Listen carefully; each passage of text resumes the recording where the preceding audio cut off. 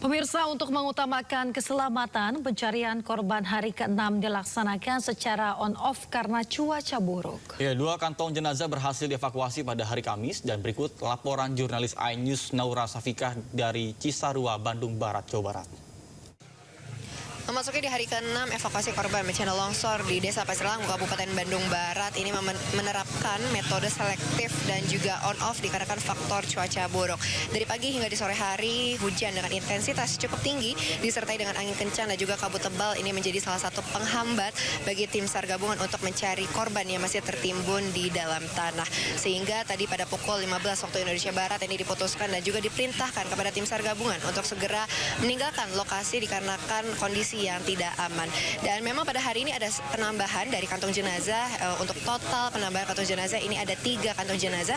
Namun di antara ketiga tersebut ada 1 yang berisikan tulang belulang yang ternyata ini merupakan salah satu dari area pemakaman yang berada di worksite B1 sehingga diputuskan dari tim SAR gabungan untuk kebumikan kembali secara lebih baik. Jadi untuk total dari kantong jenazah korban bencana longsor pada hari ini di hari ke-6 total ada penambahan 2 kantong jenazah. Sehingga kalau misalnya di total dari hari pertama hingga hari ke-6 ini untuk kantong jenazah yang sudah berhasil dievakuasi ada 55 dan 41 diantaranya sudah dinyatakan meninggal oleh tim DVI Polda Jawa Barat. Dan kalau misalnya untuk sisa yang masih dalam proses identifikasi ini masih ada belasan dan juga dari laporan keluarga yang mengaku ada keluarganya kehilangan ini masih ada sekitar 20 dan terus dilakukan untuk pencarian dari korban yang masih hilang di bencana longsor ini. Dari Bandung Barat, Naura Syafikah, Tri Julianti, iNews melaporkan.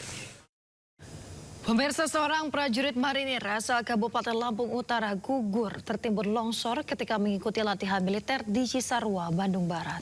Kepergian almarhum meninggalkan duka mendalam terutama bagi sang istri yang tengah mengandung anak pertama. Tangis keluarga pecah di rumah duka almarhum Praka Marinir Ari Kurniawan di Desa Kalibening Raya, Kecamatan Apung Selatan, Kabupaten Lampung Utara.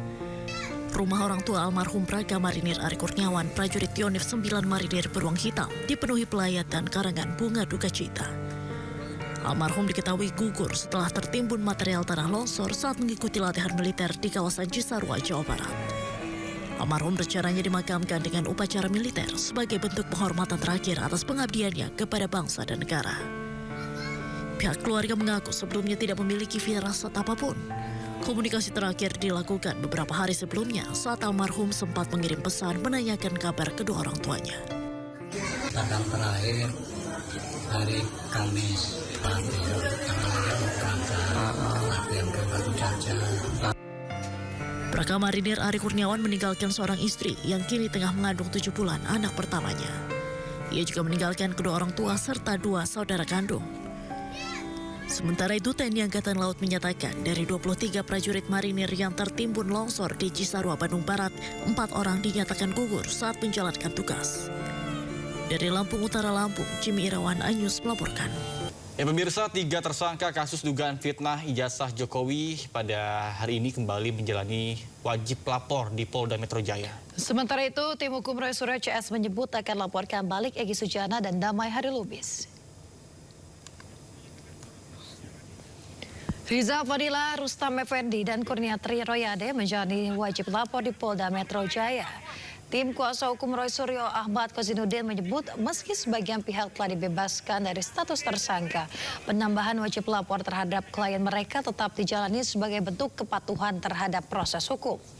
Namun di sisi lain, tim hukum Roy Suryo menyayangkan adanya laporan polisi yang dilayangkan oleh Egy Sujana dan Damai Harilubis terhadap pakar telematika Roy Suryo dan kuasa hukumnya Ahmad Kozinudin. Menurutnya laporan tersebut dinilai sebagai upaya kriminalisasi atas kritik hukum yang disampaikan terkait penghentian penyidikan atau SP3. Roy Suryo bersama 5 tersangka lainnya berencana melaporkan balik Egy Sujana dan Damai Harilubis. Juga akan sampaikan laporan kepada saudara Egy Sujana. Karena sebenarnya setiap statement itu sangat menyakitkan, tetapi karena kita saudara, statement itu tidak kita proses. Namun hari ini ketika kami memberikan statement yang intinya kritik dan sangat menyayangkan tindakan keduanya ke Solo, justru kami dipersoalkan. Nah hari ini kami juga akan mempersoalkan kembali yakni statement yang menuduh kami sok jago. Jadi sekali lagi, kami tidak pernah sok jago. Orang yang menyebut kami sok jago dalam perjuangan itu, ya, itu adalah fitnah sekaligus mencemari perjuangan kami. Ya, sikap kami, jadi kita tetap bersama. Tidak ada statement pribadi. Ya, ini adalah kebersamaan kita, kebersamaan dari 6 yang masih tersisa sekarang, ya, untuk melawan kebatilan. Jadi insya Allah itu yang ingin saya sampaikan. Jadi sekali lagi yang ingin saya sampaikan, mohon dipegangi. Kita tuh mau persoalan ini mau pendek, ya, mau kemudian persoalannya dibikin panjang, tetap kita ikuti. Ya, mau pendek mau panjang tetap kita ikuti dan kita akan lawan semuanya. Pemirsa, pemohon perkara sengketa informasi terkait dengan ijazah Presiden ke-7 Joko Widodo, Bonatua Silalahi mengaku kecewa lantaran sidang lanjutan sengketa yang mengagendakan klarifikasi hasil mediasi ditunda. Menurutnya, pimpinan sidang terkesan mengulur waktu. Dengan ijazah yang kami tunjukkan, ijazahnya Pak Bambang Sugiharto. Ya, dengan begitu. Kekecewaan dirasakan Bonatua Silalahi, pemohon perkara sengketa informasi terkait ijazah Presiden ke-7 Republik Indonesia Joko Widodo. Ini terjadi usai sidang lanjutan yang digelar di Komisi Informasi Provinsi Jawa Tengah ditunda. Sidang yang sedianya mengagendakan klarifikasi hasil mediasi tersebut ditunda majelis komisioner dengan alasan pihak termohon maupun pemohon belum menyiapkan berkas pembuktian yang lengkap. Keputusan ini langsung diprotes oleh Bonatua. Ia menilai majelis sidang tidak secara eksplisit memintai agenda pembuktian dibawa pada hari tersebut. Saya agak kecewa lah, karena kita jauh dari Jakarta ya. Seharusnya kan persidangan informasi ini sesuai dengan undang KIP mengundi prinsip-prinsip itu, murah terutama ya, cepat. Murah cepat. Seperti itu. Kalau begini kan jadi bertele-tele. Sudah, bayangkanlah saya mau bertos juga. September kita mengasih permohonan, panggilan sidang itu baru Desember pertengahan ya. Nah, sekarang sidang kedua baru tanggal 2 berapa ini Pak? Ini bulan Januari tanggal 29. Tanggal 29. Sementara yang di KI pusat kita itu lebih lama dari sini. Ini duluan sekitar 2 minggu. Di sana sudah putusan malahan.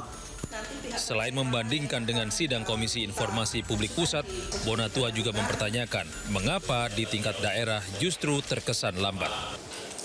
Dari Semarang, Andre Aprianto, iNews melaporkan. Pemirsa, Majelis Hakim Pengadilan Negeri Jakarta Pusat menjatuhkan vonis terhadap 25 terdakwa kasus demonstrasi Agustus 2025. 2 terdakwa perusakan kendaraan divonis 7 bulan penjara, sementara terdakwa lainnya dijatuhkan hukuman percobaan atas tindakan perlawanan terhadap petugas. Dalam persidangan pertama, Majelis Hakim menyatakan Mauwan Azriel dan Neoshowa Rizky terbukti bersalah melakukan perusakan terhadap mobil dan sepeda motor. Atas perbuatan tersebut, keduanya dijatuhkan vonis 7 bulan penjara dan harus menjalani masa hukuman. Sementara itu, pemirsa, dalam persidangan terpisah, Majelis Hakim juga memutus perkara 23 terdakwa lainnya. Mereka divonis 10 bulan penjara, namun hukuman tersebut tidak perlu dijalani dengan syarat masa percobaan selama 1 tahun. Dengan putusan ini, seluruh terdakwa yang mendapat vonis percobaan diperbolehkan pulang, namun tetap berada dalam pengawasan hukum.